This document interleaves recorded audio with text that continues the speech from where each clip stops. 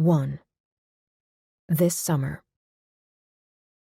"Poppy," Swapna says from the head of the dull gray conference table, "what have you got?" For the benevolent ruler of the rest and relaxation empire, Swapna Bakshi Highsmith could not possibly exude any less of our fine magazine's two core values. The last time Swapna rested was probably 3 years ago, when she was 8.5 months pregnant and on doctor-mandated bed rest. Even then, she spent the whole time video chatting with the office, her laptop balanced on her belly, so I don't think there was a ton of relaxation involved.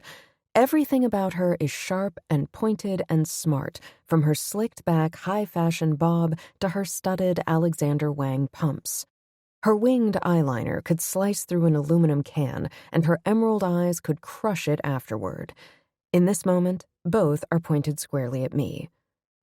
"Poppy? Hello?" I blink out of my daze and scooch forward in my chair, clearing my throat. This has been happening to me a lot lately.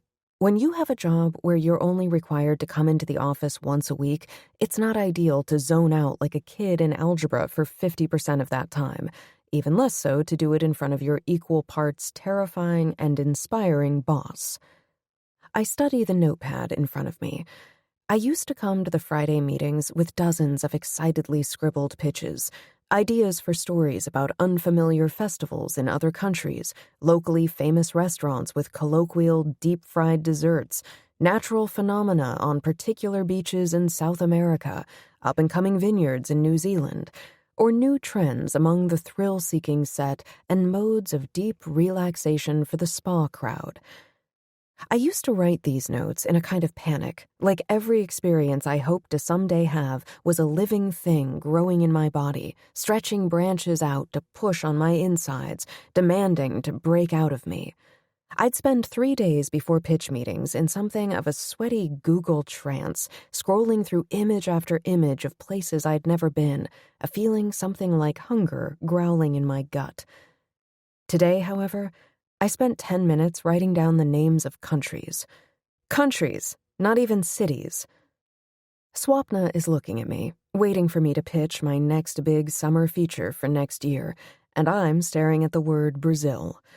Brazil is the 5th largest country in the world. Brazil is 5.6% of the Earth's mass. You cannot write a short, snappy piece about vacationing in Brazil. You have to at least choose a specific region. I flip the page in my notebook, pretending to study the next one. It's blank. When my coworker Garrett leans toward me as if to read over my shoulder, I snap it closed. "St. Petersburg," I say. Swapna arches an eyebrow, paces along the head of the table. "We did St. Petersburg in our summer issue 3 years ago. The White Night celebration, remember?" "Amsterdam?" Garrett throws out next to me. "Amsterdam's a spring city," Swapna says, vaguely annoyed. "You're not going to feature Amsterdam and not include the tulips." I once heard she's been to upwards of 75 countries, and many of those twice. She pauses, holding her phone in one hand and tapping it against her other palm as she thinks. "Besides, Amsterdam is so trendy." It is Swapna's closely held belief that to be on trend is to be already late to that trend. If she senses the zeitgeist warming to the idea of Torun, Poland, then Torun's off the docket for the next 10 years. There's a literal list push-pinned into the wall by the cubicles. Torun is not on this list, of places R&R will not cover. Each entry is in her handwriting and dated, and there's something of an underground betting pool on when a city will be freed from the list. There's never so much quiet excitement in the office as those mornings when Swapna marches in, designer laptop bag on her arm, and strides up to the list with a pen already out, ready to cross off one of these banned cities. Everyone watches with bated breath, wondering which city she's rescuing from R&R obscurity, and once she's safely in her office, door shut, whoever's closest to the list will run up to it, read the scratched-out entry, and turn to whisper the name of the city to everyone in editorial. There's usually silent celebration.